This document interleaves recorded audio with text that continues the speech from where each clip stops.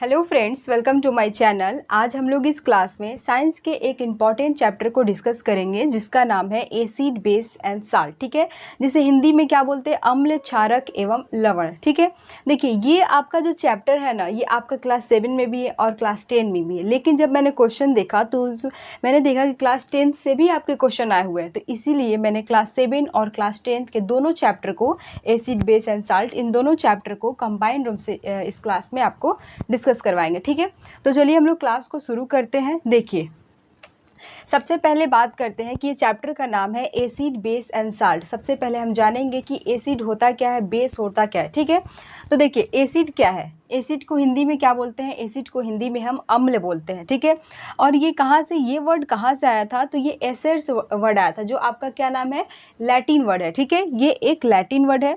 इसका मतलब क्या होता है? सॉर, यानी कि खट्टा। ठीक है, तो आप कैसे मालूम चले कि कोई पदार्थ एसिड है या बेस है, यानी कि अम्ल है या क्षार है? तो जो पदार्थ आपको स्वाद में खट्टा दिखे तो वो क्या होता है, वो आपका एसिड होता है। ठीक है, देखिए ये H+, ये जल में जब एक्वस आयन में ये क्या होता है, H+ आयन रिलीज करेगा। बात करते हैं देखिए H+ आयन की, तो देखिए जैसे कि आपने HCl देखा है, इसमें H है, H2SO4 देखा है, इसमें भी H है, इसके बाद HNO3 देखा, इसमें भी क्या है, H है। तो यानी कि ये क्या होता है, एक्वस आयन में क्या होता है, H+ आयन रिलीज करता है। एसिड आपको H+ आयन रिलीज करता है, इसको याद रखिएगा। ठीक है, जैसे कि देखिए अम्ल अब किसको कहेंगे, कर्ड है, दही, इसके बाद लेमन जूस, आपके नींबू का जूस जो होता है ये हो गया, ऑरेंज जूस हो गया, विनेगर हो गया, ये सब टेस्ट में क्या होते हैं, खट्टे होते हैं। यानी कि जो पदार्थ आप खाते हैं अगर वो टेस्ट में खट्टे होते हैं तो वो क्या कहलाते हैं, अम्ल कहलाते हैं। ठीक है, एक बार अच्छा से देखते हैं। देखिए एसिड, ये वर्ड कहाँ से आया था? तो ये एक लैटिन वर्ड है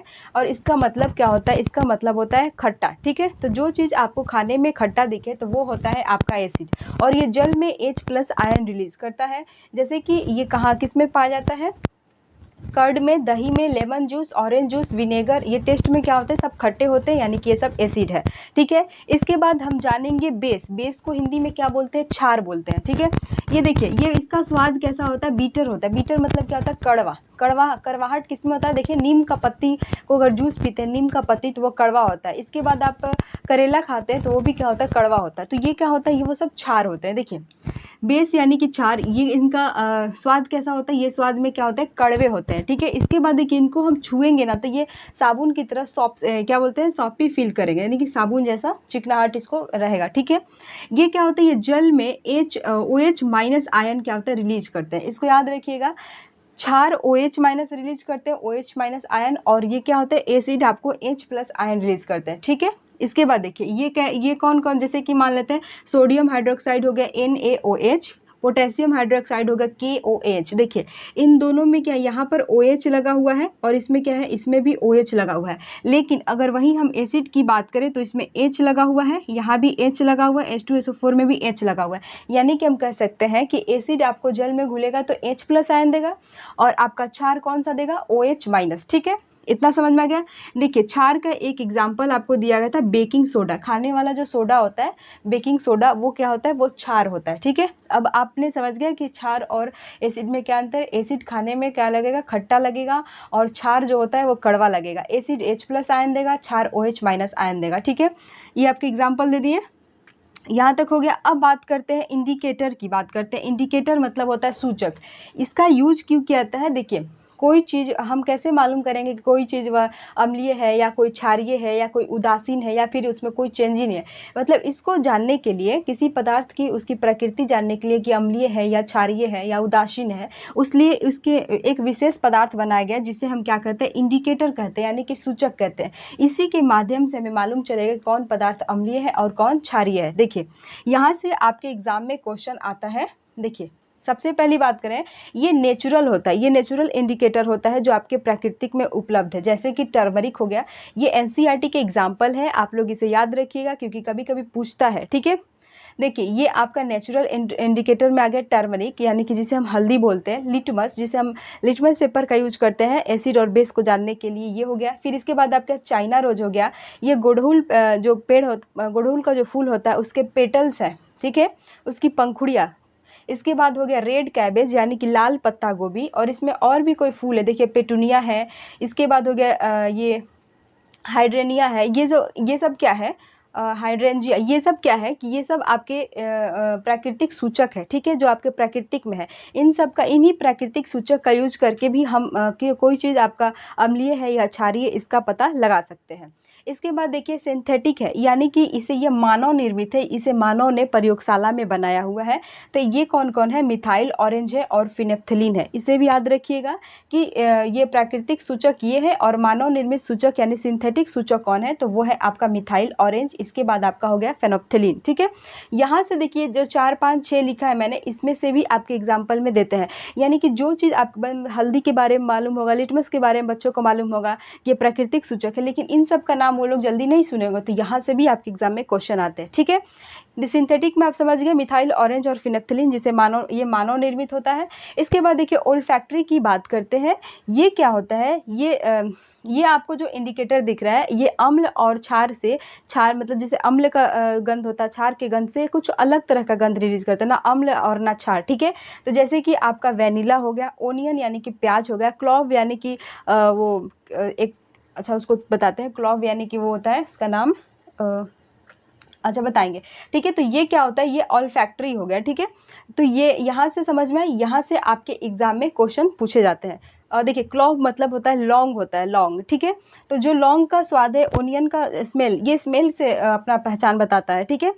तो आपका हो गया लौंग का स्वाद, ओनियन का यानी कि प्याज का स्वाद, ये हो गया वैनिला। इन सब, ये सभी स्वाद में अम्ल और क्षार से थोड़ा अलग होते हैं, तो ये अलग तरह के सूचक हुए, ठीक है।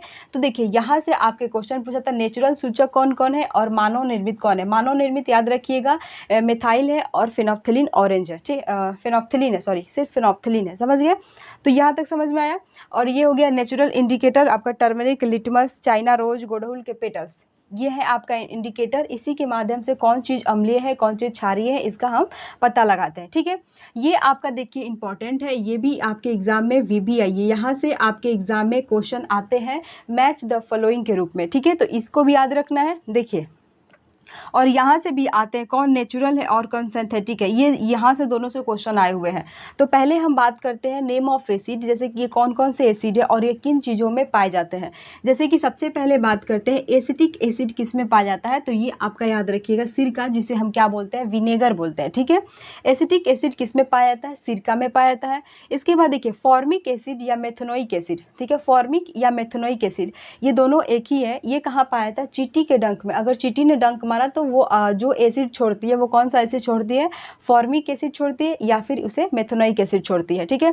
और या फिर नेटल का डंक, देखिए नेटल एक शाक वाला पौधा होता है, उसकी पत्तियों को छुएगा तो तुरंत आपको एक डंक का एहसास होता है। तो वो क्या होता है, इन दोनों में कौन सा एसिड पाया जाता है, फॉर्मिक एसिड या मेथनोइक एसिड पाया जाता है, ठीक है। इसके बाद बात करते हैं साइट्रिक एसिड की। तो ये साइट्रस फ्रूट यानी कि नींबू, साइट्रस कुल के जितने भी पौधे हैं, प्लांट है, जो खट्टे फल होते हैं, साइट्रस कुल के जितने भी खट्टे फल है उसमें पाया जाता है। जैसे कि आपका नींबू हो गया, संतरा हो गया, तो ये क्या होता है, इसमें आपका साइट्रिक एसिड पाया जाता है। इसके बाद बात करते हैं लैक्टिक एसिड, ठीक है। लैक्टिक एसिड में, लैक्टिक एसिड किस में पाया जाता है, तो ये आपका दही में पाया जाता है, ठीक है। ये सभी आपके एसिड है। देखिए ऑक्जेलिक एसिड पूछता है, ऑक्जेलिक एसिड किस में पाया जाता है, तो ऑक्जेलिक एसिड आपके पालक में पाया जाता है। इसके बाद देखिए एस्कॉर्बिक एसिड, एस्कॉर्बिक एसिड किस में पाया जाता है, आंवला में पाया जाता है। और साइट्रस फूड में, जितने भी साइट्रस फूड है उसमें एस्कॉर्बिक एसिड पाया जाता है। यहाँ से आपके क्वेश्चन इंपॉर्टेंट इसलिए बनते हैं क्योंकि ये पूछता है कि कौन ऐसा एसिड है जो एक तरह का विटामिन है। तो याद रखिएगा एस्कॉर्बिक एसिड को ही हम विटामिन C बोलते हैं। ये आपके एग्जाम में आया हुआ है कि कौन ऐसा एसिड है जो विटामिन का काम करता है, एक तरह का विटामिन है, तो वो है आपका एस्कॉर्बिक एसिड जो विटामिन C है। एस्कॉर्बिक एसिड के साथ साथ यह विटामिन C है। तो ये किस में पाया जाता है, ये आपके आंवला में पाया जाता है और साइट्रस फूड में पाया जाता है, ठीक है। ये एक ही है, एस्कॉर्बिक एसिड को ही हम विटामिन C बोलते हैं। ये बात करते हैं टर्टरिक एसिड। टर्टरिक एसिड किस में पाया जाता है, तो ये आपके इमली में पाया जाता है, अंगूर में पाया जाता है और कच्चे आम में पाया जाता है, ठीक है। तो ये जो दिख रहा है ना, ये आपके मैच द फॉलोइंग में आते हैं। भले ही 1 नंबर के क्वेश्चन आते हैं, लेकिन यहाँ से आपको याद करना जरूरी है क्योंकि 4-5 मैच द फॉलोइंग में क्वेश्चन रहते हैं मैच करने के लिए, ठीक है। तो ये आप समझ गए, ये नेम ऑफ एसिड है, ठीक है। और ये इन चीज़ों में पाए जाते हैं, सिर्फ एसिड है। हम बेस के बारे में थोड़ा देर में बात करते हैं। यहाँ पर देखिए, यहाँ पर कैसे मालूम चलता है, यहाँ से भी आपके एग्जाम में क्वेश्चन आए हैं, 7 जुलाई के पेपर में भी आए हुए हैं। तो देखिए, ये देखिए यहाँ पर क्या कह रहा है, ये आपका एसिड है, ये आपका बेस है। तो देखिए हम मान लेते हैं यहाँ पर कोई चीज़ लेते हैं, पदार्थ लेते हैं, जैसे कि यही इंडिकेटर लेते हैं, ठीक है। इंडिकेटर में आपका इसमें प्राकृतिक इंडिकेटर भी आ गया और सिंथेटिक इंडिकेटर भी आ गया, ठीक है। तो इंडिकेटर लेते हैं और हम चेक करेंगे कि कौन एसिड में उनका रंग कैसा होगा और बेस में उसका रंग कैसा होगा, ठीक है। तो देखिए सबसे पहले हम बात करते हैं टर्मरिक यानी कि हल्दी। हल्दी देखें, हल्दी अगर आपको नॉर्मली हल्दी पीला कलर का रहता है, ठीक है। तो एसिड में वो कोई परिवर्तन नहीं होगा, नो चेंज होता है, पीला का पीला ही रहेगा। अगर आप हल्दी को एसिड में डालते हैं तो उसमें कोई परिवर्तन नहीं होता है, वो कोई चेंज नहीं होता, पीला का पीला ही रह जाएगा। लेकिन जैसे ही आप उसे बेस में डालते हैं, क्षार में डालते हैं, तो वो क्या होता है, रेड कलर का हो जाता है। जैसे कि देखिए आप पहने हैं वाइट कपड़ा, आपको उस पर सब्जी का दाग लग गया, तो सब्जी में हल्दी रहता है, हल्दी आपका पीला हो जाएगा। अगर आप उसको साबुन से धोते हैं तो वो कपड़ा का कलर क्या होता है, भूरा हो जाता है, थोड़ा हल्का भूरा हो जाता है, यानी कि रेड टाइप का हो जाता है। तो देखिए हल्दी, जो टर्मरिक हल्दी है, वो एसिड में कोई चेंज नहीं होता, नो चेंज, यानी कि पीला का पीला रहेगा। लेकिन जैसे ही वो बेस में जाएगा, साबुन से उस पर रगड़ दीजिएगा तो वो क्या हो जाएगा, रेड टाइप का हो जाएगा, ठीक है। इसके बाद देखिए चाइना रोज की बात करते हैं, तो ये आपका डार्क पिंक कलर का होगा। एसिड में अगर आप टेस्ट करेंगे तो ये डार्क पिंक हो जाएगा। और देखिए बेस में क्या होता है, ये जाकर ग्रीन कलर का हो जाएगा, ठीक है। इसके बाद बात करते हैं, देखिए ये फेनोप्थिलीन है। फेनोप्थिलीन का मतलब समझ रहे हैं, फेनोप्थिलीन की गोलियां, जैसे कि जो कपड़ा वाला कपूर होता है ना उसको, तो वो क्या होता है, देखिए वो एसिड में जाएगा तो कलरलेस होता है। यहाँ देखिए नो चेंज और कलरलेस में अंतर है। नो चेंज का मतलब उसमें कोई परिवर्तन नहीं हुआ, और इसमें होता है फेनोप्थिलीन एसिड में जाएगा तो कलरलेस हो जाएगा, बिना किसी कलर का हो जाएगा, ठीक है। लेकिन जैसे ही आप उसको बेस में डालते हैं तो ये क्या हो जाता है, पिंक कलर का हो जाता है। फेनोप्थिलीन कैसा हो जाता है, पिंक कलर का, ठीक है। इसके बाद देखिए मिथाइल ऑरेंज की बात करें तो ये एसिड में जाने के बाद कैसा होगा, रेड कलर का हो जाएगा, ठीक है। और बेस में जाने के बाद ये कैसा हो जाएगा, येलो कलर का हो जाएगा। और वहीं देखिए सबसे इंपॉर्टेंट आपका ये भी है लिटमस। लिटमस से भी क्वेश्चन पूछता है कि देखिए लिटमस क्या है, तो लिटमस को ऐसे सभी यहाँ से देखिए, ये टर्मरिक प्राकृतिक सूचक है, चाइना रोज प्राकृतिक सूचक है, लिटमस भी प्राकृतिक सूचक है, जैसे कि मैंने आपको यहाँ पर पढ़ाया है। लेकिन फिनोप्थिलीन और मिथाइल ऑरेंज क्या है, ये सिंथेटिक सूचक है, ठीक है। तो यहाँ पर देखिए लिटमस क्या है, तो लोग कहते हैं लिटमस क्या है, तो लिटमस एक प्रकार का प्राकृतिक सूचक है। इसका स्वयं का कलर पर्पल कलर का होता है। मैंने लिखा है कि लिटमस का कलर कैसा होता है, पर्पल कलर का होता है। और लिटमस कहाँ से प्राप्त किया था, तो लाइकेन नामक पौधे से प्राप्त किया था। लिटमस कहाँ से प्राप्त होता है, लाइकेन नामक पौधे से। इसका स्वयं का कलर कैसा होता है, पर्पल होता है। लेकिन जैसे ही आप इस लिटमस को एसिड में डुबाइएगा तो ये क्या हो जाता है, ब्लू से रेड हो जाता है, ठीक है। ये कैसा हो जाएगा, ब्लू से रेड हो जाएगा। लेकिन जैसे ही आप इसे बेस में डालिएगा तो ये क्या हो जाएगा, रेड से जाकर ब्लू में हो जाता है, ठीक है। रेड से क्या हो जाएगा, ब्लू हो जाएगा। तो अब यहाँ से आपके क्वेश्चन पूछते हैं, तो यहाँ पर मैं आपको बस याद करवा देती हूँ ये वाला, क्योंकि ये आपका बहुत इंपॉर्टेंट है। देखिए टर्मरिक की बात करते हैं, हल्दी। हल्दी आपको कहीं भी देखिएगा पीला कलर का रहेगा। अच्छा, मुंह पर मुंह जबानी आप लोग क्या करते हैं, बेस एसिड तो नहीं बोलते हैं, आप क्या कहते हैं, acid base, acid base, acid base, हमेशा एसिड बेस बोलते हैं। कोई ऐसा है जो बेस एसिड बोलते हैं, नहीं, हमेशा क्या रहता है, एसिड बेस, अम्ल क्षार, अम्ल क्षार, ठीक है। तो उस तरह से याद रखिए। देखिए टर्मरिक क्या होगा, पहले आपका अम्ल ही आएगा, उसके बाद आएगा क्षार। तो देखिए इसको याद करवाते हैं। टर्मरिक यानी कि हल्दी। हल्दी आप कहीं किसी भी चीज़ में डाल दीजिए, सब्जी वगैरह डालिए, भुजिया वगैरह में देखेंगे सब जगह पीला पीला ही रहेगा। तो आपका एसिड में उसका नो चेंज रहेगा, पीला कलर का ही रहेगा। लेकिन जैसे ही उस पर आप साबुन लगा देते हैं तो क्या हो जाएगा, रेड हो जाएगा। देखिए ये वाला तो आप प्रैक्टिकली जान सकते हैं कि जैसे ही उस पर साबुन लग जाता है, आपके कपड़े पर दाग लग जाता है तो क्या होता है, रेड हो जाता है। यानी कि ऐसे सब जगह पीला रहेगा, लेकिन साबुन लगते ही क्या हो जाएगा, रेड हो जाएगा, ठीक है। तो याद रखिएगा बेस में रेड हो जाता है। चाइना रोज की बात करें तो जो देखते हैं चाइना के लोगों के ओठ क्या होते हैं, बहुत गुलाबी होते हैं। तो पहले एसिड आता है, तो आप याद रखिएगा कि एसिड में पहले ये डार्क पिंक होगा। लेकिन देखिए कभी भी आपने रोज को ग्रीन देखा है, रोज कोई ग्रीन नहीं होता है। तो इस तरह से याद रखिएगा कि बेस क्या है, बेस में जाकर ये ग्रीन कलर का हो जाता है, ठीक है। देखिए चाइना के लोगों का ओठ क्या होता है, गुलाबी होता है। लेकिन कोई भी रोज आपको कैसा होता है, ग्रीन नहीं होता है, ऐसे याद रख सकते हैं, ठीक है। टर्मरिक आपको सभी जगह पीला दिखेगा, इसमें नो चेंज होता है। और जैसे ही ये बेस में जाता है, साबुन मार देते हैं तो ये क्या होता है, रेड कलर का हो जाता है। फेनोप्थिलीन की बात करें, फेनोप्थिलीन की गोलियां आप लोगों ने देखा होगा, जो कपड़े वाला कपूर बोलते हैं, कपड़ा में डालने वाला कपूर। तो देखेंगे थोड़ा सा वाइट पानी टाइप का होता है, तो ये कहेगा कलरलेस कर लीजिएगा इसको, कलरलेस, ठीक है। लेकिन देखिए और यहाँ पर देखिए पी से क्या होता है, फेनोप्थिलीन, और यहाँ से पी से हो गया पिंक, यानी कि बेस में जाते ही क्या हो जाएगा, पिंक कलर का हो जाएगा। और सबसे पहले ऐसे ही रहता है, व्हाइट कलर का थोड़ा पानी पानी टाइप का लगता है कपूर, तो वो हो जाएगा कलरलेस, ठीक है। यहाँ देखिए मिथाइल ऑरेंज की बात करते हैं, तो मिथाइल ऑरेंज, ऑरेंज देखे हैं, उसका छिलका कैसा होता है, रेड कलर का होता है, ठीक है। लेकिन अंदर देखिएगा, अंदर जैसे ही ऑरेंज खाने के लिए अंदर खोलिएगा तो वो क्या हो जाएगा, येलो कलर का हो जाएगा, ठीक है। तो पहले आ जाएगा रेड, उसके बाद आ जाएगा येलो। लिटमस पेपर की बात करते हैं तो एसिड में क्या होता है, अगर किसी के मुंह पर एसिड फेंकिएगा तो उसका पूरा मुंह क्या हो जाएगा, लाल लाल हो जाएगा। यानी कि इसमें लिटमस एसिड में कैसा रंग दे देता है, लाल दे देता है, ठीक है, रेड दे देता है। बेस की बात करें तो बेस में लिटमस कैसा आता है, B for base B for blue, यानी कि ये कैसा हो जाएगा, ब्लू हो जाएगा। B for base B for blue, यानी कि क्वेश्चन रहता है कि लिटमस को, अगर लिटमस पेपर को लाल एसिड में डुबाते हैं, देखिए ऐसे, अगर लिटमस पेपर को एसिड में डुबाते हैं तो वो किस कलर का होता है। तो याद रखिएगा कि अगर एसिड में, अगर हम किसी पे एसिड फेंकेंगे तो उसका मुंह क्या हो जाएगा, लाल, तो याद रखिएगा कि वो लाल कलर का हो जाता है। अब वही क्वेश्चन पूछता है अगर लिटमस को हम बेस में डुबाते हैं तो ये कौन सा कलर देता है। तो याद रखिएगा B for base B for blue, तो ये ब्लू कलर का हो जाएगा, ठीक है। मिथाइल ऑरेंज की बात करते हैं तो पहले याद रखिएगा ऑरेंज ऊपर से आपको कैसा होगा, लाल कलर का, उसका जो कवर होता है छिलका वो लाल रहता है, लेकिन जैसे ही हम खाने के लिए इसको फाड़ेंगे तो अंदर क्या हो जाएगा, पीला हो जाएगा, यानी कि रेड के बाद येलो आएगा, ठीक है। फेनोप्थिलीन की बात करते हैं, फेनोप्थिलीन की गोलियां देखेंगे तो थोड़ा थोड़ा वाइट रहता है और थोड़ा थोड़ा उसमें पानी टाइप का चमकता रहता है, यानी कि पहले तो वो कलरलेस रहेगा, ठीक है। और पी फॉर फेनोप्थिलीन और पी फॉर पिंक, यानी कि फिर बेस में जाकर ये कैसा हो जाएगा, पिंक हो जाएगा। चाइना रोज की बात करते हैं, चाइना के लोगों के ओठ क्या होता है, पिंक होते हैं, पहले तो वो पिंक होगा, ठीक है। लेकिन आप रोज कभी ग्रीन कलर का होता है, नहीं होता है, तो भाई तो रोज क्या हो जाएगा, ग्रीन नहीं होगा, तो इस तरह से याद करेंगे। टर्मरिक की बात करते हैं, हल्दी तो देखेंगे आप भुजिया में डाल दीजिए, सब्जी में डाल दीजिए, सब जगह वो अपना पीला कलर देता है, मतलब नो चेंज रहता है, पीला का पीला ही रहता है। लेकिन जैसे ही वो कपड़ों पर गिर गया और उस पर साबुन लगा दिए तो वो क्या हो जाएगा, रेड कलर का हो जाएगा, ठीक है। तो यहाँ से भी आपके एग्जाम में क्वेश्चन आते हैं, ये वाला याद रखिएगा, कौन है नेचुरल इंडिकेटर और कौन है आपका सिंथेटिक इंडिकेटर। ये इंडिकेटर क्या होता है, अम्ल और क्षार को पहचानने के लिए यूज किया जाता है। ये एसिड आपके किस चीज़ में कौन कौन से एसिड पाया जाता है, ये आपका मैच द फॉलोइंग में आता है, ठीक है, ये हो गया। और ये भी याद रखिएगा कि ये बेस क्या होता है, OH माइनस आयन देता है, OH माइनस, ठीक है। और ये एसिड क्या होता है, H प्लस आयन देता है। एसिड कैसा होता है, स्वाद में खट्टा होता है और बेस स्वाद में कड़वा होता है, ठीक है।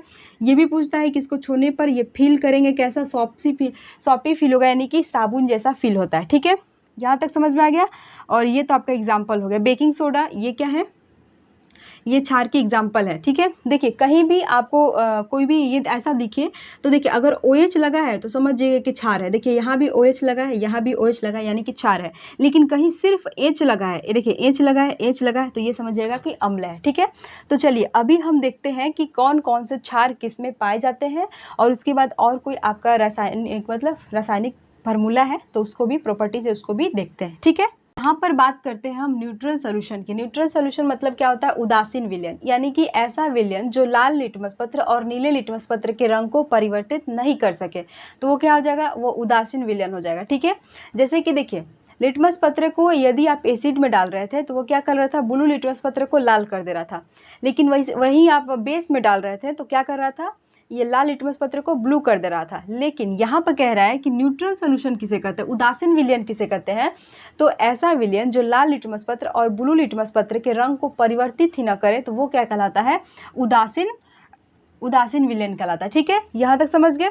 अब देखिए बात करते हैं कि मैंने यहाँ पर लिखा है नेम ऑफ बेस और फाउंड इन, यानी कि बेस, कौन सा बेस कहाँ किस में पाया जाता है, ठीक है। ये भी आपके एग्जाम में आया है, तो ये भी आपका VBI है, ठीक है। देखिए यहाँ पर पहले बात करते हैं कि कैल्शियम हाइड्रोक्साइड, जिसे हम क्या बोलते हैं, CaO2 का होल ट्वाइस, यानी कैल्शियम हाइड्रोक्साइड कहाँ पाया जाता है, तो ये चूने के पानी में पाया जाता है, जिसे हम क्या बोलते हैं, लाइम वाटर। लाइम वाटर, चूने के पानी में कौन सा क्षार पाया जाता है, तो उसे आप बोल सकते हैं कैल्शियम हाइड्रोक्साइड, यह चूने के पानी में पाया जाता है, ठीक है। इसके बाद देखिए अमोनियम हाइड्रोक्साइड, यह कहाँ पाया जाता है, तो विंडो क्लेट, यानी कि खिड़की, देखिए खिड़की के कांच को हम साफ करने के लिए, खिड़की के कांच को साफ करने के लिए कौन सा क्षार का उपयोग करते हैं, तो वो आपका हो जाएगा अमोनियम हाइड्रोक्साइड, जैसे कि इसका नाम क्या है, NH4OH, ठीक है, NH4OH। ये क्या होता है, ये अमोनियम हाइड्रोक्साइड होता है जो खिड़की के कांच को यहाँ पर हो जाएगा साफ करने के लिए यूज किया जाता है, ठीक है। इसके बाद देखिए यहाँ पर कह रहा है सोडियम हाइड्रोक्साइड और पोटेशियम हाइड्रोक्साइड का यूज कहाँ होता है, तो साबुन में होता है। सोडियम हाइड्रोक्साइड और पोटेशियम हाइड्रोक्साइड का यूज कहाँ होता है, साबुन में होता है। यहाँ पर बात करते हैं मैग्नीशियम हाइड्रोक्साइड, MgOH2 का होल ट्वाइस। मैग्नीशियम हाइड्रोक्साइड क्या होता है, देखिए ये कहाँ पाया जाता है, ये मिल्क ऑफ मैग्नीशियम पाया जाता है। देखिए हमारे पेट में HCl होता है, यानी कि हाइड्रोक्लोरिक अम्ल होता है। जैसे ही हम खाना खाएंगे तो हमारे भोजन को ये क्या बना देता है, अम्लीय बना देता है। जैसे कि देखिए आपके पेट में एसिडिटी हो गई, गैस हो गई, आप ढकार लेंगे ना ऐसे, तो पूरा ये जलते हुए आपको गंध का स्मेल होगा, ठीक है। या फिर अगर आप उल्टी करते हैं तो ये जो पूरा गर्दन एकदम छिला जाता है, इतना गंदा उसका स्मेल रहता है, यानी कि वो कैसा रहता है, एसिड टाइप का, कड़वा मतलब सॉरी खट्टा टाइप का स्मेल आता है उसमें, ठीक है। तो देखिए अगर आपके पेट में एसिडिटी हो गई तो आपको क्या कहा जाता है, आप लोग इनो यूज करिए। इनो में क्या, देखिए इनो में क्या होता है, ये एंटासिड होता है। इनो में मिल्क ऑफ मैग्नीशिया पाया जाता है, ठीक है। और मिल्क ऑफ मैग्नीशिया में क्या होता है, मैग्नीशियम हाइड्रोक्साइड पाया जाता है, MgOH, ठीक है। तो ये क्या करता है, MgOH, तो ये तो एक प्रकार का बेस है, और हमारे पेट में हुआ HCl हाइड्रोक्लोरिक एसिड। तो अम्ल को न्यूट्रल करने के लिए हमें क्या पीना पड़ता है, इनो। और इनो में क्या होता है, मिल्क ऑफ मैग्नीशियम हाइड्रोक्साइड होता है इनो में। जैसे ही हमारे पेट में जाता है, अम्ल और क्षार आपस में अभिक्रिया करते हैं और आपके पेट की एसिडिटी न्यूट्रल हो जाता है और एसिडिटी आपका खत्म हो जाता है, ठीक है। तो ये क्या होता है, इनो में क्या पाया जाता है, मिल्क ऑफ मैग्नीशिया पाया जाता है। इनो को ही मिल्क ऑफ मैग्नीशिया कहते हैं। इसमें कौन सा पाया जाता है, मैग्नीशियम हाइड्रोक्साइड MgOH2 का होल ट्वाइस। देखिए यहाँ से एग्जाम में आपके क्वेश्चन पूछता है, चूने के पानी में कौन सा बेस होता है, तो कैल्शियम हाइड्रोक्साइड CaOH2 का होल ट्वाइस। इसके बाद कहता है कि खिड़की को साफ करने के लिए हम किस क्षार का उपयोग करते हैं, तो अमोनियम हाइड्रोक्साइड का। इसके बाद कहता है साबुन में आपका कौन सा हाइड्रोक्साइड पाया जाता है, तो सोडियम हाइड्रोक्साइड, पोटेशियम हाइड्रोक्साइड पाया जाता है। देखिए मैंने आपको कैसे बताया, क्षार है तो ये OH माइनस आयन रिलीज करता है। देखिए OH ये क्या होता है, ये क्षार है।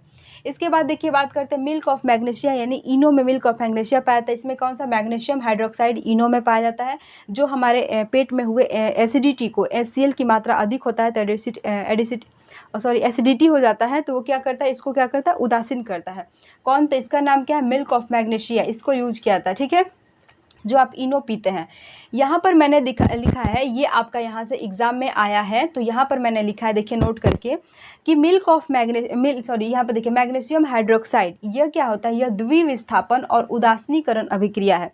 उदासीनीकरण तो अभी आपको बता दिया कि पेट में जाने पर ये अम्ल और क्षार आपस में अभिक्रिया करते उदासीन हो जाते हैं, तो ये क्या है, ये आपका उदासीनीकरण अभिक्रिया है। और ये द्विविस्थापन क्या होता है, देखिए ये वाला एग्जाम में आया था कि द्विविस्थापन क्या होता है। जैसे कि मान लेते हैं यहाँ पर आपने लिया मैग्नीशियम हाइड्रोक्साइड, पेट में आपका HCl है, दोनों आपस में अभिक्रिया कर रहे हैं, तो क्या बना रहे हैं, MgCl। यानी कि यहाँ से ये वाला भी आपका भाग लिया और यहाँ से C वाला भी, यानी कि दोनों आपका विस्थापन हुआ, दोनों का, तो दोनों का विस्थापन हुआ यानी कि MgCl का। तो ये क्या होता है, ये द्विविस्थापन है। और उदासीनीकरण प्रक्रिया क्या हुआ, तो देखिए जल का निर्माण कर रहा है और यहाँ पर आपके लवण का निर्माण कर रहा है, तो क्या होता है, ये उदासीनीकरण प्रक्रिया होता है। जब भी आपका एसिड और बेस आपस में अभिक्रिया करते हैं तो आपको क्या बनता है, साल्ट बनता है और वाटर बनता है, ठीक है। तो यहाँ भी आपका साल्ट और वाटर बन रहा है, तो ये क्या होता है, ये उदासीनीकरण अभिक्रिया है और ये द्विविस्थापन अभिक्रिया है। ये वाला लाइन आपके एग्जाम में आया था, इसलिए मैंने इसको नोट करा दिया है। देखिए यहाँ पर एक और चीज़ मैंने नोट करा है कि चींटी के डंक में या फिर नेटल प्लांट के जो पत्तियाँ होती है, उसके जो लंबे लंबे बाल होते हैं, उसमें क्या होता है, उसमें आपके फॉर्मिक एसिड, उसे या फिर मेथनोइक एसिड भी कहते हैं, फॉर्मिक एसिड मेथनोइक एसिड पाया जाता है। अगर चींटी ने आपको डंक मारा तो आपके अंदर फॉर्मिक एसिड और मेथनोइक एसिड आपको भेज देती है, ठीक है। तो आपको यहाँ पर लहर देने लगता है, तो उस समय आप उसका उपचार क्या करेंगे, देखिए सोडियम हाइड्रोजन कार्बोनेट या फिर क्लाइम सोल्यूशन, कैलामाइन सोल्यूशन, यहाँ पर लिखा है मैंने सोडियम हाइड्रोजन कार्बोनेट अथवा कैलामाइन सोल्यूशन को ऐसे उसको मलिएगा ना ऐसे, तो मलकर का उदासीन कर सकते हैं। अगर आपके घर में सोडियम हाइड्रोजन कार्बोनेट है तो आप उसको लेकर ऐसे जहाँ भी आपको चींटी काटी उसे मलिएगा, तो ये क्या हो जाएगा, आपका उदासीन हो जाएगा, लहरना बंद हो जाएगा, ठीक है। यहाँ से आपके एग्जाम में क्वेश्चन आए हुए हैं, इसलिए मैंने इन सबको आपको टॉपिक बाय टॉपिक लिया है जहाँ से आपके एग्जाम में ज़्यादा क्वेश्चन पूछे गए हैं। यहाँ पर देखिए एक और छूट गया था, आप जब एसिड पढ़ रहे थे तो ऑक्जेलिक एसिड में देखिए आपने पढ़ा कि ऑक्जेलिक एसिड किस में पाया था, पालक में। उसके साथ साथ याद रखिएगा कि टमाटर में भी आपके ऑक्जेलिक एसिड पाए जाते हैं, ठीक है। देखिए सॉइल ट्रीटमेंट की बात करते हैं, मृदा की उपचार की, तो भाई मृदा में कुछ कमी होगा तभी तो उपचार करेंगे। तो देखिए यहाँ पर बात करते हैं कि ज़्यादातर आप केमिकल फर्टिलाइजर यानी कि रासायनिक उर्वरक का यूज करेंगे तो आपकी मृदा क्या हो जाएगी, या तो ज़्यादा अम्लीय हो जाएगा या ज़्यादा क्षारीय हो जाएगा। अगर आपकी मृदा अम्लीय है, एसिड की मात्रा उसमें ज़्यादा है, तो उसको हम कम कैसे करेंगे, एसिड की मात्रा को कम करना है तो हमें इसमें क्या यूज करना पड़ेगा, कैल्शियम ऑक्साइड और कैल्शियम हाइड्रोक्साइड, ये दोनों क्या होते हैं, क्षार है। जैसे कि आपने यहाँ पर पढ़ा कैल्शियम हाइड्रोक्साइड, आपने इधर पढ़ा था हाँ किधर था पढ़े थे, हाँ देखिए कैल्शियम हाइड्रोक्साइड ये क्या होता है, चूने के पानी में पाया जाता है, ठीक है। तो यही हुआ कैल्शियम हाइड्रोक्साइड, ये हो गया कैल्शियम ऑक्साइड, ये दोनों का यूज करके ये दोनों क्षार होते हैं। तो दोनों क्षार, ये क्षार क्या करेंगे, एसिड से अभिक्रिया करेंगे और ये क्या बनाते हैं, न्यूट्रल बना देंगे, यानी कि मिट्टी आपका पहले की तरह उपजाऊ हो जाएगा। तो जब आपके मिट्टी में एसिड की मात्रा ज़्यादा हो तो उसे हम कम करने के लिए कैल्शियम ऑक्साइड और कैल्शियम हाइड्रोक्साइड का यूज करेंगे, जिससे मिट्टी आपका क्या हो जाएगा, उदासीन हो जाएगा। देखिए कैल्शियम ऑक्साइड को बिना बुझा हुआ चूना कहते हैं और कैल्शियम हाइड्रोक्साइड को बुझा हुआ चूना कहते हैं, याद रखिएगा। कैल्शियम ऑक्साइड को बिना बुझा हुआ चूना कहेंगे और कैल्शियम हाइड्रोक्साइड को बुझा हुआ चूना कहते हैं, ठीक है। इसके बाद देखिए अगर मिट्टी आपका बेस यानी कि क्षार हो गया है, क्षारीय आपकी मिट्टी हो गया, तो क्षार को कम करने के लिए हम क्या करेंगे, ऑर्गेनिक मैटर, जैसे कि आपने पढ़ा जैविक देखिए कंपोस्ट मैंने यहाँ पर बात किया है, जो आप जैविक कंपोस्ट बनाते हैं जो आपका गोबर वगैरह से बनता है, जो मैंने पिछली वीडियो में पढ़ा दिया आपको, तो उसका यूज करेंगे क्षार को कम करने के लिए, ठीक है। जैसे कि यह क्या होता है, जैविक खाद का यूज करेंगे। अगर आपकी मृदा में ज़्यादातर क्षार हो गया है, मृदा आपकी क्षारीय हो गई है, तो आप किसका यूज करेंगे, जैविक खाद का यूज करेंगे, ठीक है। यहाँ तक समझ में आया। देखिए एक इसके बाद बात करते हैं पीएच स्केल। पीएच स्केल क्या होता है, तो देखिए P4 क्या होता है, पावर होता है, ठीक है, क्योंकि इसमें हम सबका पावर ही देखेंगे। ये वर्ड कहाँ से आया है, तो ये पुसांस वर्ड जो है ये जर्मन का एक वर्ड है, वहीं से ये लिया गया है पीएच, ठीक है, पीएच में P, ठीक। देखिए ये है आपका पीएच स्केल। इधर बात करते हैं कि ये आपका 0 से शुरू होकर 14 तक जाता है और बीच में दोनों के बीच में आपका 7 आता है। तो 7 यानी न्यूट्रल, यहाँ पर जो चीज़ रहेगा आपका उदासीन रहता है, ना तो वो एसिड रहेगा और ना तो वो बेस रहेगा, ठीक है। लेकिन देखिए अगर इधर आपका 6 हो गया, इधर 5 हो गया, इधर 4 हो गया, इधर 3 हो गया, इधर 2 हो गया, इधर 1 हो गया, अगर कहा जाए कि आपके अम्ल, अगर किसी अम्ल का पीएच 4 है, ठीक है, सपोज कीजिए किसी अम्ल का पीएच 4 है और किसी अम्ल का पीएच 3 है, तो आप कहेंगे इसमें सबसे ज़्यादा अम्लीय कौन है, तो जो इधर आता है, जो इधर जाता है वो सबसे ज़्यादा अम्लीय होगा, यानी कि आपका 2 वाला अम्लीय होगा, ठीक है। इसी प्रकार बात करते हैं, यहाँ से देखिए 8 हो गया, इधर 9 हो गया, 10, 11, इधर हो गया 12। अगर आपसे पूछा जाए कि किसी पदार्थ का पीएच आपका 10 है और किसी पदार्थ का पीएच 11 है, ठीक है, तो इसमें सबसे ज़्यादा क्षार कौन होगा, तो सबसे ज़्यादा क्षार आपका 11 वाला होगा। अगर आप इधर आते हैं तो क्षार की मात्रा बढ़ेगी, अगर आप इधर आते हैं तो क्षार की मात्रा देखिए अगर आप इधर जाते हैं तो क्षार की मात्रा बढ़ेगी, लेकिन 14 से 7 की तरफ आते हैं तो क्षार की मात्रा इधर कम होगी और इधर क्या होगी, देखिए अगर 7 से आप 14 की तरफ जाते हैं तो क्षार की मात्रा बढ़ेगी, वो बहुत ज़्यादा क्षार होगा। अगर आप 14 से 7 की तरफ आते हैं तो क्षार की मात्रा घटेगी, ठीक है। उसी प्रकार इसकी बात करते हैं, अगर आप 0 से 7 की तरफ जाते हैं, अगर आप इधर से जाते हैं, ठीक, तो ये क्या होगा, ये आपका घटेगा, ठीक है। लेकिन अगर आप 7 से 0 की तरफ आते हैं तो क्षार की मात्रा बढ़ेगा। जैसे कि मैंने आपको बताया कि अगर कोई पदार्थ का पीएच 2 है और एक पदार्थ का पीएच 4 है, तो सबसे ज़्यादा अम्लीय कौन होगा, तो 2 वाला होगा। उसी प्रकार अगर कोई पीएच का पदार्थ आपका अगर कोई पदार्थ का पीएच 10 है और किसी पदार्थ का पीएच 11 है, तो इसमें सबसे ज़्यादा क्षारीय कौन होगा, तो 11 वाला होगा, ठीक है। ये है आपका अम्ल और क्षार, इस तरह से मापा जाता है। देखिए अब जानेंगे कि हमारे ह्यूमन बॉडी का पीएच कितना होता है, तो यहाँ पर मैंने लिखा है 7.0 से लेकर 7.8 तक, यानी कि यहाँ से लेकर यहाँ तक हमारे हमारे बॉडी का पीएच होता है, ठीक है, थोड़ा सा क्षार में जाता है। इसके बाद वर्षा की बात करते हैं, तो देखिए अगर पीएच 5.6 से नीचे आया, देखिए यहाँ है ना 5.6, यहाँ आएगा, तो अगर पीएच 5.6 से नीचे आना शुरू हुआ तो एसिड रेन हो जाएगा, अम्लीय वर्षा कहलाएगा, ठीक है। ऐसी वो वर्षा कैसा हो जाएगा, अम्लीय हो जाएगा, क्योंकि उसमें अम्ल की मात्रा आ जाएगी। इसके बाद बात करते हैं माउथ। यदि हमारे माउथ का पीएच 5.5 से कम होता है, यानी कि अम्ल में आएगा, तो आपके दांत टूटना शुरू हो जाएंगे, ठीक है। देखिए यहाँ पर मैंने लिखा नेटल का डंक, वही हुआ जो पेड़ है नेटल का, वो डंक मारता है। तो देखिए उस डंक का उपचार करने के लिए हम क्या करेंगे, डॉग प्लांट से इसका उपचार किया जाता है, ठीक है। डॉग प्लांट की पत्ती ऐसे लेकर उस पर लगा देंगे।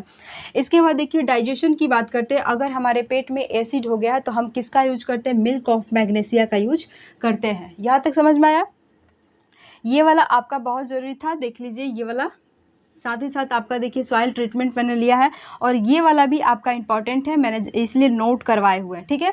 ये भी बहुत इंपॉर्टेंट, यानी कि जो भी आज लिए हैं वो बहुत इंपॉर्टेंट है। अब हम देखेंगे केमिकल प्रॉपर्टीज़ कि अगर हम अम्ल का किसी धातु का अम्ल के साथ अभिक्रिया कराते हैं तो क्या होता है, किसी धातु का क्षार के साथ अभिक्रिया कराते हैं तो क्या होता है, तो उन सबको हम एक एक करके देखेंगे।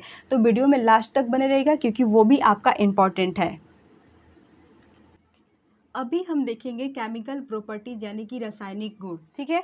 देखेंगे यहाँ पर कि यदि हम एसिड और बेस को मेटल के साथ रिएक्शन कराते हैं तो क्या होता है, ठीक है। तो यही रासायनिक गुण को देखते जाएंगे एसिड और बेस का। तो देखिए यहाँ पर सबसे पहली बात हम बात करते हैं कि एसिड और बेस का यदि हम मेटल के साथ रिएक्ट करते हैं तो क्या आपको मिलता है, ठीक है। देखिए यदि हम एसिड को मेटल के साथ रिएक्ट करते हैं तो आपको क्या बनेगा, साल्ट बनेगा और साथ में हाइड्रोजन गैस निकलेगा, ठीक है। देखिए जहाँ भी आपको हाइड्रोजन गैस निकलेगा तो एक इसका इस टेस्ट को क्या कहते हैं, पॉप साउंड टेस्ट, ठीक है। और जैसे इसे इसमें क्या होता है, आवाज़ कैसा आता है, फट फट फट की आवाज़ आता है, ठीक है।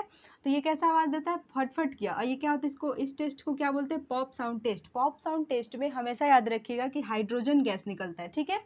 Hydrogen gas pop sound test में निकलता है। जैसे कि मान लेते हैं एसिड हुआ आपका HCl, ठीक, और आपने एक धातु ले लिया जैसे कि जिंक हो गया। अब दोनों की अभिक्रिया कराएंगे तो ZnCl बनता है, ठीक है, जो एक प्रकार का साल्ट है। और ये देखिए हाइड्रोजन गैस निकलता है, और इस टेस्ट को हम क्या बोलते हैं, पॉप साउंड टेस्ट। यानी कि हम एसिड के साथ किसी भी मेटल को रिएक्ट करते हैं तो क्या बनता है, साल्ट और हाइड्रोजन गैस निकलता है। साल्ट बनता है यानी कि लवण बनता है और हाइड्रोजन गैस निकलता है, ठीक है। लवण और हाइड्रोजन गैस बनता है। इस अभिक्रिया को आप लोग याद रखिएगा, ठीक है। अब बात करते हैं कि यदि हम क्षार के साथ धातु को रिएक्ट कराते हैं, पहले तो अम्ल के साथ करा लिए, अब हम देखेंगे कि क्षार के साथ धातु को रिएक्ट कराते हैं तो क्या बनता है, इसमें भी आपको साल्ट प्लस हाइड्रोजन गैस निकलता है, यानी कि लवण प्लस हाइड्रोजन गैस बनता है, ठीक है। दोनों देखिए, यदि हम धातु को अम्ल या क्षार दोनों के साथ, मतलब अम्ल के साथ या क्षार के साथ रिएक्ट करेंगे तो दोनों स्थिति में आपको क्या बनेगा, आपका साल्ट बनेगा, लवण बनेगा और हाइड्रोजन गैस बनेगा, ठीक है, दोनों स्थिति में। जैसे कि यहाँ पर देखिए बेस क्या है, NOH। मैंने बेस को कैसे याद करा था, ये एक्वस आयन में OH रिलीज कर, देखिए इसमें OH है और इसमें क्या है, HCl है। तो एसिड में H रहेगा और बेस में OH रहेगा, याद रखिएगा, ठीक है। इसको हम फिर जिंक के साथ, जिंक एक धातु है तो उसके साथ रिएक्ट कराते हैं तो क्या बनता है, Na2ZnO2 प्लस AH2, ठीक है। तो ये भी देखिए H2 रिलीज कर रहा है, ये भी H2, तो यानी कि ये भी इस तरह का टेस्ट क्या कहलाएगा, पॉप साउंड टेस्ट, ठीक है। जहाँ भी आपको हाइड्रोजन गैस रिलीज होते हुए दिखेगा तो याद रखिएगा कि वहाँ पर आपके पॉप साउंड टेस्ट होगा, ठीक है। दोनों हो गया। अब हम बात करते हैं कि अब देखिए मेटल कार्बोनेट और मेटल हाइड्रोजन कार्बोनेट का अभिक्रिया यदि हम एसिड से कराएं तो, मेटल कार्बोनेट और मेटल हाइड्रोजन कार्बोनेट की अभिक्रिया यदि हम एसिड से कराएं तो देखिए मैंने यहाँ पर क्या लिखा है, बेस, इसमें यह इसके साथ बेस इनके साथ अभिक्रिया नहीं करता है, ठीक है। मेटल कार्बोनेट और मेटल हाइड्रोजन कार्बोनेट के साथ बेस यानी कि क्षार अभिक्रिया नहीं करता है, तो सिर्फ हम एसिड के साथ अभिक्रिया कराएंगे, ठीक है। देखिए यहाँ पर मैंने लिखा है, देखिए यहाँ पर कि मैंने क्या लिखा है, यहाँ पर लिखा है मेटल कार्बोनेट, यानी कि कोई भी मेटल कार्बोनेट लेंगे उसके साथ हम एसिड की अभिक्रिया कराएंगे तो ये क्या बनाता है, ये साल्ट बनाता है, साथ में H2O वाटर बनाता है और कार्बन डाइऑक्साइड गैस रिलीज करता है। तो अब आपको क्या ध्यान रखना है कि जहाँ भी कार्बन डाइऑक्साइड गैस रिलीज होता है, जहाँ भी आपको कार्बन डाइऑक्साइड गैस रिलीज होता है उस तरह का टेस्ट क्या कहलाता है, लाइम वाटर टेस्ट कहलाता है, ठीक है, याद रखिएगा। जहाँ हाइड्रोजन गैस रिलीज हुआ तो वहाँ याद रखिएगा पॉप साउंड टेस्ट होगा, लेकिन जहाँ क्या होता है, कार्बन डाइऑक्साइड रिलीज होता है वहाँ पर आपको क्या होगा, लाइम वाटर टेस्ट देखने को मिलेगा, ठीक है। तो लाइम वाटर टेस्ट किस में होगा, जब हम मेटल कार्बोनेट और या मेटल हाइड्रोजन कार्बोनेट के साथ एसिड को रिएक्ट करवाते हैं तो उस स्थिति में आपका क्या होगा, साल्ट का होगा, H2O निकलेगा यानी जल होगा और आपको कार्बन डाइऑक्साइड गैस रिलीज होगा, ठीक है। इतना समझ में आया। कार्बन डाइऑक्साइड आपको जहाँ दिखेगा तो याद रखिएगा वो टेस्ट कौन सा होता है, लाइम वाटर टेस्ट, ठीक है। देखिए मेटल कार्बोनेट में आप सोडियम कार्बोनेट को ले सकते हैं, सोडियम कार्बोनेट, सोडियम मेटल एक प्रकार का ले लेते हैं धातु, मेटल कार्बोनेट, और एसिड में आपने HCl ले लिया, ठीक है, एसिड में आपने HCl ले लिया और दोनों को मिलाए तो देखिए NaCl यानी कि एक लवण बन गया, NaCl नमक बन गया, लवण बन गया, फिर आपका जल रिलीज हुआ और साथ में कार्बन डाइऑक्साइड, और कार्बन डाइऑक्साइड रिलीज होते ही हमें मालूम चल जाएगा ये किस तरह का टेस्ट है, तो ये लाइम वाटर टेस्ट है, ठीक है। फिर बात करते हैं, देखिए ये तो आपने देख लिया मेटल कार्बोनेट। अब हम देखते हैं मेटल हाइड्रोजन कार्बोनेट। देखिए मेटल हाइड्रोजन कार्बोनेट को किसी अम्ल के साथ अभिक्रिया कराते हैं तो ये भी क्या देता है, साल्ट देता है, H2O देता है और CO2 देता है, ठीक है। जैसे कि देखिए सोडियम, यहाँ पर बात करते हैं सोडियम हाइड्रोजन कार्बोनेट। सोडियम एक मेटल हुआ, तो मेटल हाइड्रोजन कार्बोनेट यानी कि सोडियम हाइड्रोजन कार्बोनेट को किसी एसिड यानी कि HCl के साथ अभिक्रिया कराते हैं तो ये आपको क्या देता है, NCl यानी कि नमक देता है, लवण देता है, यहाँ पर जल देता है और यहाँ पर CO2 देता है। जहाँ भी आपको CO2 दिखे तो वो समझिए लाइम वाटर टेस्ट हुआ है, और जहाँ आपको हाइड्रोजन दिखे वो कौन सा टेस्ट है, वो आपका पॉप साउंड टेस्ट है, ठीक है। देखिए यहाँ पर साल्ट और हाइड्रोजन गैस रिलीज हो रहा है, लेकिन यहाँ क्या रिलीज हो रहा है, साल्ट निकल रहा है, H2O है और साथ में आपका CO2 है, ठीक है। तो याद रखिएगा इतना कि जब आपको लाइम वाटर टेस्ट होगा तो वहाँ पर आपको जल के साथ कार्बन डाइऑक्साइड देखने को मिलेगा। जब आपका पॉप साउंड टेस्ट होगा तो वहाँ पर आपको लवण के साथ H2O गैस निकलेगा, ठीक है। इतना समझ में आया। देखिए अब आपने यहाँ पर क्या किया कि सोडियम हाइड्रोजन कार्बोनेट को HCl के साथ रिलीज कराया, तो आपने यहाँ पर क्या बना, NCl नमक बना, H2O बना और CO2 बना, CO2 यानी कि लाइम वाटर टेस्ट बना, ठीक है। यहाँ पर देखिए यहाँ पर देखते हैं, देखिए यहाँ पर जैसे कि आपको क्या निकला, NaCl निकला, आपका लवण हुआ, फिर आपका जल हुआ और कार्बन डाइऑक्साइड गैस निकला। अब इस कार्बन डाइऑक्साइड गैस को हम क्या करेंगे कि एक चूने की पानी में मिलाएंगे, ठीक है। कैल्शियम हाइड्रोक्साइड इसके पानी में मिलाएंगे, चूने के पानी में। ये जो कार्बन डाइऑक्साइड रिलीज हुआ ना, ये वाला, इसी कार्बन डाइऑक्साइड को यहाँ लाएंगे। इसी कार्बन डाइऑक्साइड में आप कैल्शियम हाइड्रोक्साइड चूने के पानी को क्या करेंगे, इसमें मिलाएंगे। जब आप चूने के पानी को मिलाएंगे तो यहाँ पर कैल्शियम कार्बोनेट जो मिल्की कलर का हो जाएगा, कैल्शियम कार्बोनेट बन जाएगा जो मिल्की कलर का हो जाएगा, साथ ही साथ आपका वाटर बन जाएगा, ठीक है। अब क्या करेंगे कि हम ये जो आपको उत्पाद यहाँ पर मिला तो इसमें हम फिर से एक बार कार्बन डाइऑक्साइड गैस को मिलाएंगे। तो देखिए यहाँ पर मैंने लिखा है कि कार्बन डाइऑक्साइड प्लस H2O, ये जो आया कैल्शियम कार्बोनेट, ये आया कैल्शियम कार्बोनेट और प्लस H2O में हम क्या करेंगे, एक बार फिर से जो यहाँ पर गैस रिलीज हुआ है लाइम वाटर के थ्रू, तो कार्बन डाइऑक्साइड इसको मिलाएंगे। जब ये मिलेगा तो आपको क्या बनेगा, कैल्शियम हाइड्रोजन कार्बोनेट का निर्माण होगा, ठीक है। किसका निर्माण होगा, कैल्शियम हाइड्रोजन कार्बोनेट, जो ये क्या होता है, जल में विलयशील होता है, ठीक है।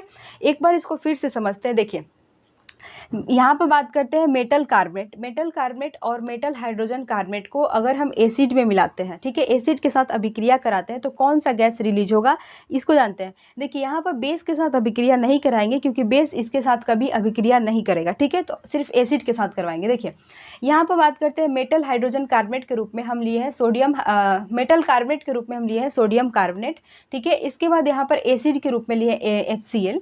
इसके बाद देखिए इन दोनों की अभिक्रिया कराए तो यहाँ पर साल्ट का निर्माण हुआ NaCl, फिर इसके बाद जल का निर्माण हुआ और यहाँ पर कार्बन डाइऑक्साइड का निर्माण हुआ। जहाँ भी आपको कार्बन डाइऑक्साइड दिखे वो टेस्ट कौन सा होता है, लाइम वाटर टेस्ट, ठीक है। इसके बाद देखिए अब ये तो हो गया, अब हम करेंगे metal hydrogen carbonate. Metal hydrogen carbonate में आपने सोडियम हाइड्रोजन कार्बोनेट को लिया, इसके बाद एसिड में आपने HCl को लिया। फिर देखिए इन दोनों की अभिक्रिया बनी तो क्या हुआ, यहाँ पर HCl रिलीज हुआ, फिर H2O हुआ और फिर कार्बन डाइऑक्साइड, ठीक है।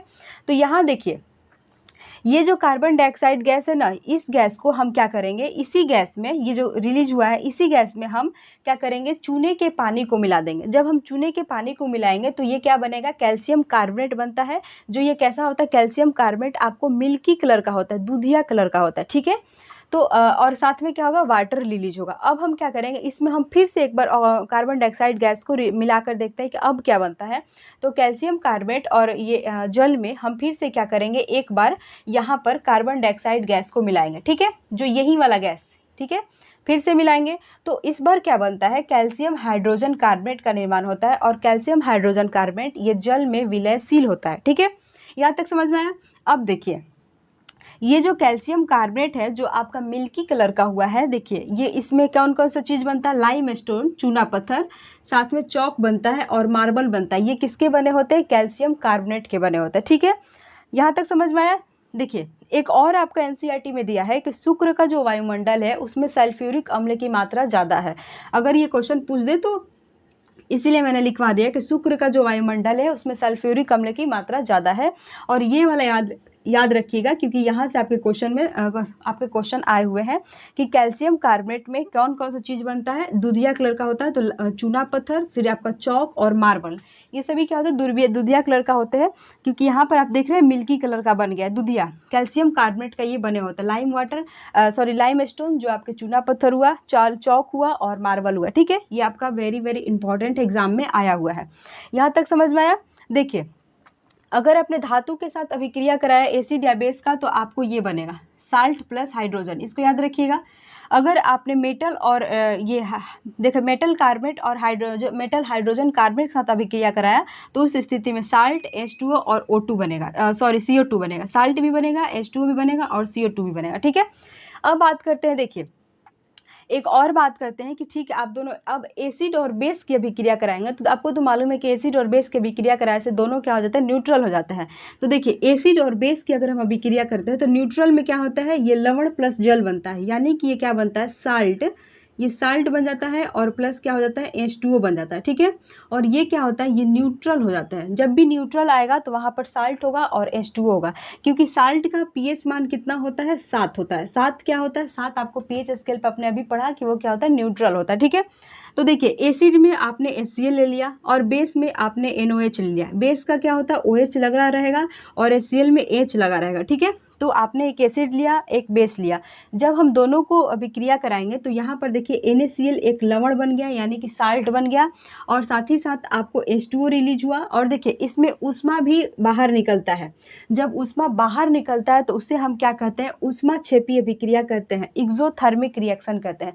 लेकिन जब ऊष्मा बाहर नहीं निकलता, उसी में सोख लेता है, तो उसे हम ऊष्मा शोषी अभिक्रिया कहते हैं।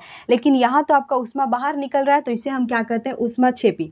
तो याद रखिए कि जब भी हम एसिड और बेस का अभिक्रिया कराएंगे तो आपको क्या बनेगा, न्यूट्रल बनेगा। न्यूट्रल में आपका साल्ट हो जाएगा, फिर आपका वाटर हो जाएगा, और आपके ऊष्मा भी बाहर निकल जाता है, यानी कि कुछ नहीं बचेगा। साल्ट निकल गया, वाटर भी निकल गया, ऊष्मा भी निकल जाता है, बिल्कुल न्यूट्रल हो जाता है, ठीक है। और जब ऊष्मा बाहर निकल गया तो उसे हम एक्सोथर्मिक रिएक्शन कहते हैं, ठीक है। देखिए, अब एसिड और बेस का रिएक्शन कराएंगे तो NaCl जो नमक बनता है, यहाँ जो साल्ट बनता है, वो 3 तरह का बनेगा। एक आपका एसिडिक साल्ट होगा, एक आपका बेसिक साल्ट होगा, एक आपका न्यूट्रल साल्ट होगा। न्यूट्रल साल्ट कब होगा, देखिए जब आपका स्ट्रॉन्ग एसिड रहेगा, दोनों स्ट्रॉन्ग एसिड और स्ट्रॉन्ग बेस को मिलाइएगा तो दोनों लड़ेगा, तो क्या हो जाएगा, दोनों क्या हो जाएगा, न्यूट्रल हो जाएंगे। इसके साथ यदि आप वीक एसिड को मिलाएंगे और वीक बेस को मिलाएंगे तो दोनों ऐसे लड़ेंगे, तो क्या हो जाएगा, दोनों न्यूट्रल हो जाएंगे, ठीक है। किसी में ज़्यादा बल नहीं लगा। तो इस तरह से आपका न्यूट्रल साल्ट बनता है जब आप स्ट्रॉन्ग एसिड का स्ट्रॉन्ग बेस का रिएक्शन कराते हैं, या फिर वीक एसिड वीक बेस का रिएक्शन कराते हैं, ठीक है। इसके बाद बात करते हैं बेसिक साल्ट। बेसिक मतलब क्षारीय साल्ट बनेगा। आपका लवण कैसा बनेगा, क्षारीय बनेगा। तो उस स्थिति में आपका क्या होना चाहिए, देखिए स्ट्रॉन्ग बेस होना चाहिए और वीक एसिड होना चाहिए। जब स्ट्रॉन्ग बेस रहेगा, जो चीज़ ज़्यादा रहेगा वो अपना लक्षण दिखाता है, तो स्ट्रॉन्ग बेस रहेगा। देखिए, बेस जो क्षार जो होता है वो अगर स्ट्रॉन्ग रहेगा तभी आपका यहाँ पर स्ट्रॉन्ग साल्ट का निर्माण होगा, ठीक है। यानी कि स्ट्रॉन्ग साल्ट यानी कि बेसिक साल्ट का निर्माण होगा, क्षारीय साल्ट का। इसके बाद यहाँ बात करते हैं एसिडिक साल्ट। कब आपका साल्ट जो होता है वो अम्लीय कब बनेगा, जब आपका स्ट्रॉन्ग यहाँ पर अम्ल लिया जाए, स्ट्रॉन्ग अम्ल और वीक क्षार लिया जाए, यानी कि बेस। यदि आप स्ट्रॉन्ग अम्ल लेते हैं और वीक बेस लेते हैं तो यहाँ पर कैसा एसिडिक, आपका एसिडिक साल्ट बनेगा, यानी कि यहाँ पर स्ट्रॉन्ग की मात्रा हो जाएगी, ठीक है। स्ट्रॉन्ग की यहाँ पर मात्रा ज़्यादा हो जाएगी। यहीं पर बेस साल्ट लेते हैं। बेसिक साल्ट कब बनेगा, जब आपका बेस स्ट्रॉन्ग हो, ठीक। और यहाँ न्यूट्रल कब बनेगा, तो ये दोनों कट कूट के बराबर हो जाएगा, तो ये हो जाएगा न्यूट्रल। यहाँ तक समझ में आया। देखिए, एसिड बेस के रिएक्शन से एसिड और बेस को आप रिएक्ट करेंगे तो न्यूट्रल बनेगा। न्यूट्रल में आपका लवण बनेगा, साल्ट बनेगा, इसके बाद H2O बनेगा और ऊष्मा भी बाहर निकल जाएगा, यानी कि ऊष्मा क्षेपी अभिक्रिया होगा, ठीक है। यहाँ तक समझ में आया।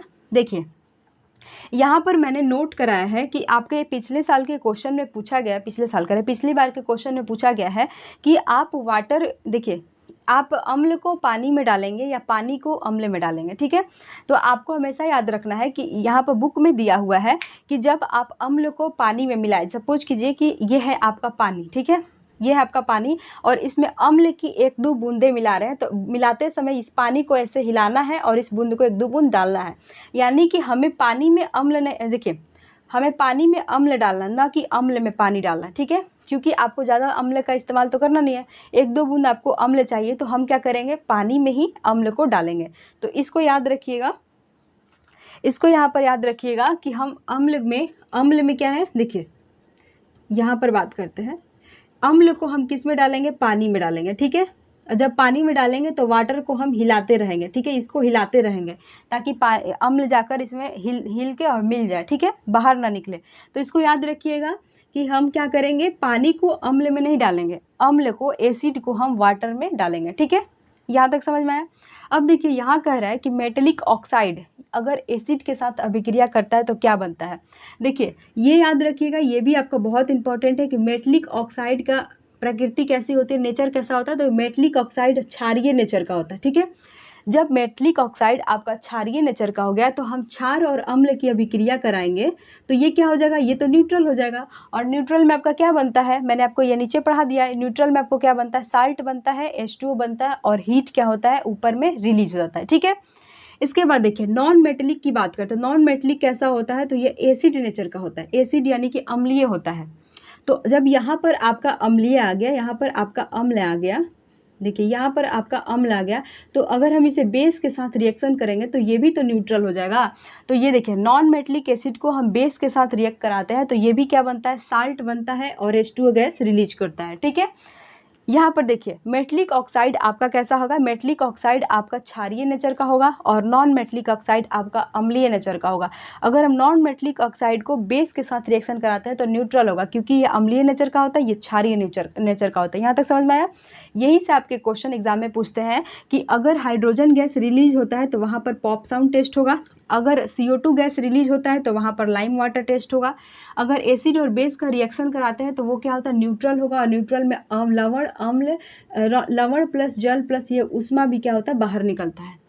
एसिड और बेस की अभिक्रिया के फलस्वरूप कौन सी ये रिएक्शन होता है, तो उष्मा क्षेपी रिएक्शन होता है, इसमें उष्मा भी बाहर आ जाता है, ठीक है। यहाँ तक समझ आया। नॉन मेटेलिक आप याद रखिएगा कि ये अम्लीय नेचर का होता है और मेटेलिक ऑक्साइड कैसा होता है, क्षारीय नेचर का होता है, ठीक है। तो ये आपके लिए एग्ज़ाम के लिए बहुत इंपॉर्टेंट है ये टेबल, तो आप लोग इसको देख लीजिए, स्क्रीनशॉट ले लीजिए, ठीक है। तो देखिए इसके बाद हम इसके प्रीवियस ईयर क्वेश्चन को देखेंगे किस चैप्टर से आपके किस तरह के क्वेश्चन आए हैं। और ये चैप्टर आपका एसिड, बेस और साल्ट आपका यहीं पर समाप्त होता है, ठीक है।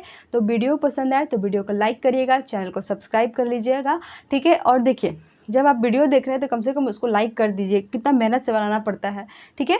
तो उम्मीद करते हैं आप हमसे जुड़े रहिएगा। Thank you so much.